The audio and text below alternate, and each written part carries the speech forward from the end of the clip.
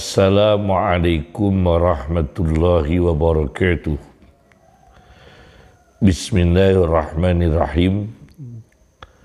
Hamdan lillah, salatan wa salaman ala sayyidina Muhammad ibn Abdullah Rasulillah wa ala alihi wa sahbihi wa man tabi'a hudah, amma ba'd. Pemirsa TV Al-Wafa Tarim yang semoga diberkahi oleh Allah Subhanahu wa Ta'ala, pada kesempatan yang baik ini kami insya Allah akan menyampaikan satu tema, muhasabatun nafsi, memperhitungkan diri, introspeksi diri. Ada satu kitab berjudul Ar-Ri'ayah li Huquqillah, karya Al-Haris bin Asad Al-Muhasibi, yang terkenal dengan seorang sufi besar, Haris Al-Muhasibi, wafat tahun 243. Di halaman 45, 47, 48, 50 dan 51, bahwa muhasabah yang secara linguistik adalah memperhitungkan, kemudian terminologi tasawuf muhasabatun nafsi ialah memperhitungkan diri, mempertimbangkan diri, introspeksi diri, dibagi menjadi dua. Pertama adalah muhasabah fi mustaqbalil a'mal, adalah introspeksi diri terhadap amal-amal yang akan datang, mempersiapkan diri amal-amal yang akan datang. Dalam Al-Quran surat Ali Imran ayat 130, wattaqullaha la'allakum tuflihun, Haris Al-Muhasibi membuka dengan ayat tersebut, dan takwalah kepada Allah la'allakum tuflihun, agar kamu sekalian menjadi manusia yang beruntung. Artinya ke depan, fi mustaqbalil a'mal, takwa, tingkatkan takwa untuk mencapai manusia yang muflihun, orang-orang yang beruntung. Kemudian satu ayat lagi, surat Qaf ayat 16, walaqad khalaqnal insana wa na'lamu ma tuwaswisu bihi nafsuh, dan sungguh-sungguh aku telah menciptakan manusia dan aku mengetahui apa yang membisiki pada manusia, apa yang dibisikkan nafsunya manusia terhadap manusia, dan aku mengetahui apa-apa yang dibisikkan oleh nafsu manusia terhadap manusia itu sendiri. Yakni di sini kata Haris Al-Muhasibi, di sini ada takhzir, peringatan dari Allah, tambih, diingatkan oleh Allah supaya kita ke depan untuk berzikir kepada Allah, memperbanyak zikir supaya tidak terpengaruh oleh penetrasi pengaruh nafsu kita, yakni nafsu yang buruk, nafsu al-ammarah bisu, yang mendorong manusia, memerintahkan manusia, menginstruksikan manusia terhadap keburukan. Kemudian Haris Al-Muhasibi mengutip satu hadis Nabi sallallahu alaihi wasallam, al-kayyisu man dana nafsah wa amila lima ba'dal maut. Orang yang cerdas ialah orang yang memperhitungkan dirinya, introspeksi dirinya, mempertimbangkan dirinya, wa amila lima ba'dal maut, dan beramal untuk mempersiapkan bagaimana nasibnya sesudah kematian. Nah, ini semua adalah muhasabah fi mustaqbalil a'mal, ialah evaluasi diri, memperhitungkan diri dalam amal yang akan datang.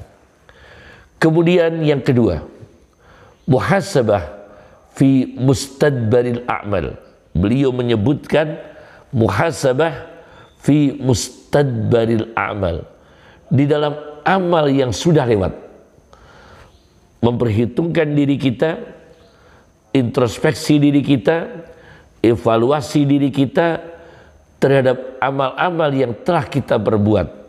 Yakni kata beliau, wahwa fi'lun mad, perbuatan yang sudah lewat. Fi'lun madin, perbuatan yang sudah lewat. Bagaimana kata beliau Al-Haris Al-Muhasibi? Allah mengingatkan kita introspeksi terhadap amal yang telah dan terlanjur kita lakukan. Allah Subhanahu wa taala berfirman di surat Al-Hasyr ayat 18, ya ayyuhalladzina amanu taqullaha wal tandur nafsum ma qaddamat lighad. Wahai, ingatlah segenap orang-orang yang beriman, ittaqullaha, bertakwalah kepada Allah, wal tandur nafsun ma qaddamat lighad, dan hendaklah setiap manusia mengangan-angan, berfikir, merenungi ma qaddamat lighad, apa yang telah dilakukan. Qaddamat fi'lun madin, apa yang telah terlanjur dilakukan. Bagaimana resikonya, bagaimana akibatnya dilakukan di ghadin, untuk hari esok. Ini sementara kalau kita memahami, sebagian di antara kita memahami, ini justru belum dilakukan, yaitu apa yang akan dilakukan untuk hari esok. Ternyata Haris Al-Muhasibi lain tafsirannya, apa yang sudah dilakukan. Fi'lun madin, sudah dilakukan dan beresiko untuk hari esok. Bagaimana ekses perbuatan kita kemarin, bagaimana hukum karma itu kalau terjadi pada diri kita dari Allah Subhanahu wa taala. Karena hukum karma itu memang ada. Wa jazaa'u sayyi'atin sayyi'atun misluha. Pembalasan keburukan ialah keburukan yang sama. Hal jazaa'ul ihsani illal ihsan. Kebalikannya adalah tidak ada pembalasan perbuatan baik kecuali diperlakukan baik, dibalas dengan perbuatan baik. Kemudian al-muhasabah fi mustadbaril a'mal, muhasabah terhadap amal yang telah dilakukan. Beliau Haris Al-Muhasibi memberikan dua ilustrasi yang menarik. Ilustrasi pertama adalah beliau sampaikan di dalam kitab Ar-Ri'ayah li Hukukillah di halaman 50 karya Haris Al-Muhasibi, ketika Abu Bakar radhiyallahu anhu mendekati wafat, beliau berkata, ma ahadun minan nasi ahabbu ilayya min Umar. Tidak ada satupun manusia yang masih hidup sekarang ini dari segenap manusia yang paling aku cintai daripada Umar bin Khattab. Ini pertama. Tapi Abu Bakar ini dalam keadaan sudah kritis, yakni mendekati wafat. Kemudian Abu Bakar bertanya kepada putrinya Aisyah radhiyallahu anha, "Kaifa qultu?" Bagaimana yang aku ucapkan? Aisyah kemudian berkata kepada Abu Bakar radhiyallahu anhuma, "Engkau ayahku berkata, tidak ada yang manusia yang masih hidup di antara segenap manusia sekarang ini yang paling aku cintai daripada Umar." Daripada Umar. Kemudian Abu Bakar membatalkan kata-kata itu, meralat kata-kata itu. Nah, ini langsung introspeksi diri. Luar biasa. Abu Bakar As-Siddiq seorang yang wirai dalam berbicara, wirai dalam berbuat, wirai dalam lidahnya, wirai dalam tangannya, wirai dalam telinganya, wirai dalam kakinya, wirai dalam tangannya, dan seluruh organ Abu Bakar As-Siddiq adalah organ-organ yang penuh dengan potensi al-wara', wirai, menjauhkan diri dari syubhat, menjauhkan diri dari haram, menjauhkan diri dari apa yang kurang utama, khilaful aula, apa yang kurang utama, makruh dijauhi, apalagi haram. Itu adalah Abu Bakar As-Siddiq radhiyallahu anhu. Kata-kata itu diralat oleh Abu Bakar As-Siddiq. Kemudian Abu Bakar As-Siddiq mengatakan, berubah, bukan Umar yang paling aku cintai, tapi berubah pada nilai tawadhu. Ini orang luar biasa, menjelang wafatnya dengan amal tawadhu yang luar biasa. Kemudian Abu Bakar As-Siddiq berkata lain, ma ahadun minan nasi a'azzu alayya min Umar. Tidak ada satupun di antara manusia yang lebih mulia menurut saya, yang lebih mulia bagi saya min Umar, daripada Umar. Luar biasa. Dari kata Umar yang manusia yang paling aku cintai, menjadi kata Umarlah manusia yang paling mulia menurut aku. Ini luar biasa. Sekaligus adalah Abu Bakar As-Siddiq menitipkan kepercayaan kepada umat manusia sedunia bahwa Abu Bakar As-Siddiq memberikan rekomendasi setelah Abu Bakar As-Siddiq wafat, Umarlah manusia yang paling mulia. Secara tidak langsung memberikan isyarah rekomendasi. Ini luar biasa, seorang tokoh yang wirai, yang terjaga lidahnya. Ini namanya muhasabah, memperhitungkan diri, mengevaluasi diri, termasuk perkataan di dalam apa yang telah diucapkan. Ilustrasi yang kedua, di halaman 51 kitab Ar-Ri'ayah li Hukukillah Haris Al-Muhasibi, diceritakan di sini sahabat Nabi sallallahu alaihi wasallam Abdullah bin Salam sedang memikul seikat kayu, huzmatan min hatab. Kemudian ada orang yang berkata kepada Abdullah bin Salam, engkau punya anak-anak, engkau punya budak-budak yang mencukupi dirimu, wahai Abu Yusuf. Ialah kunyah Abdullah bin Salam. Wahai Abu Yusuf, Abdullah bin Salam, kamu sudah dicukupi anak-anakmu, sudah dicukupi oleh budak-budakmu untuk memikul kayu tersebut. Kenapa harus engkau sendiri yang memikul kayu?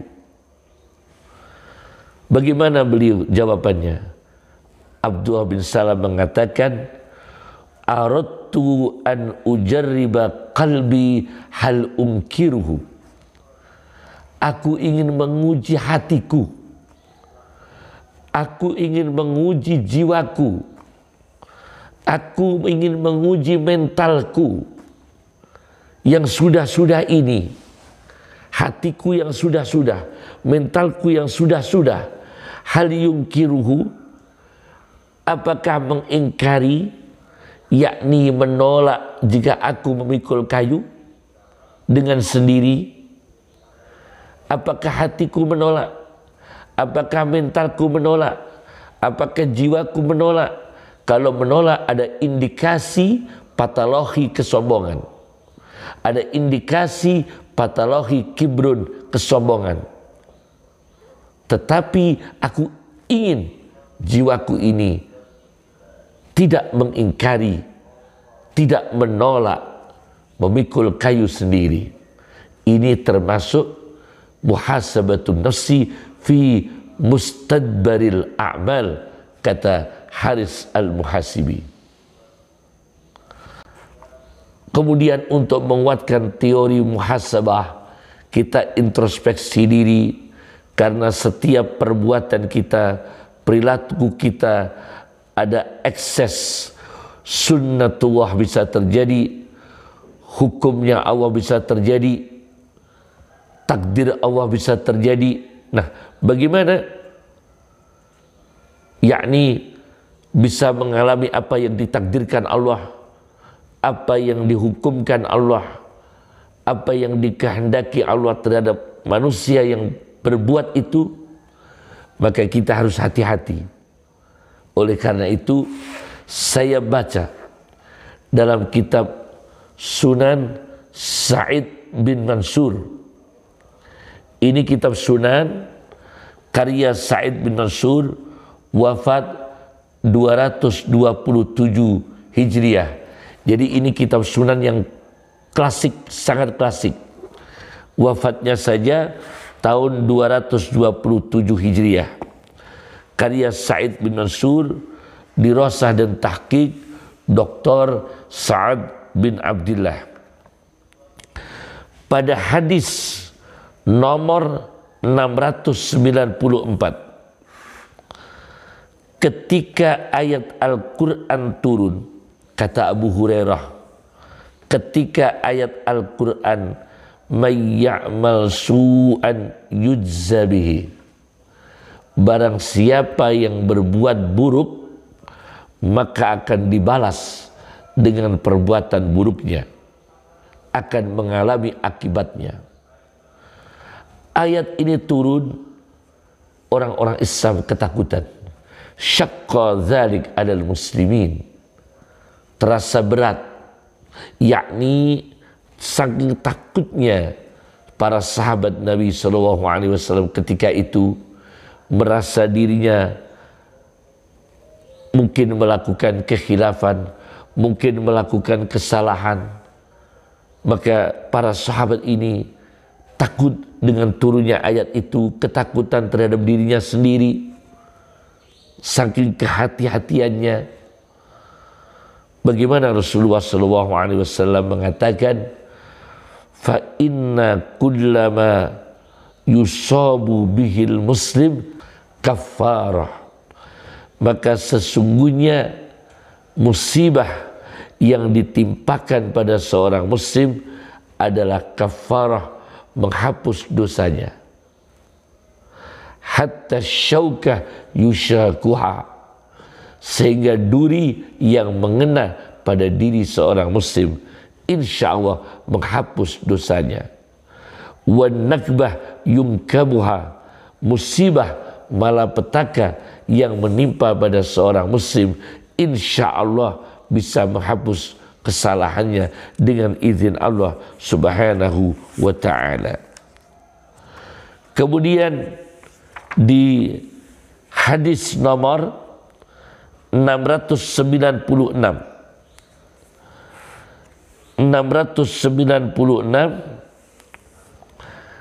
Abu Bakar As-Siddiq pernah menanyakan tentang ayat tersebut, ayat may ya'mal su'an yujza bihi, barang siapa yang beramal buruk akan mendapatkan pembalasan akibat keburukannya.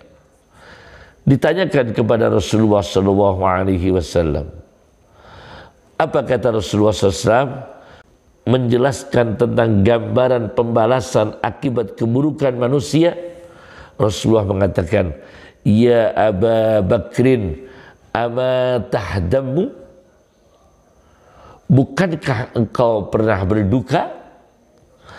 Ama tahzanu, bukankah engkau pernah merasakan kesedihan, kesusahan? Ama tusibukal la'wa, bukankah engkau pernah menimpa la'wa? Apa la'wa?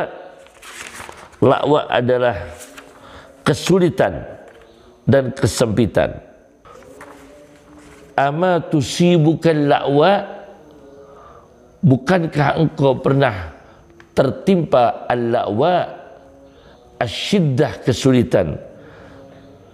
Kemudian asyiddah, diqul ma'isyah, sempitnya perekonomian, al-ma'isyah, mata pencaharian, sempitnya mata pencaharian, yakni ekonomi. Nah, kemudian qultu bala ya Rasulullah, kata Abu Bakar, aku berkata kepada Rasulullah, iya ya Rasulullah.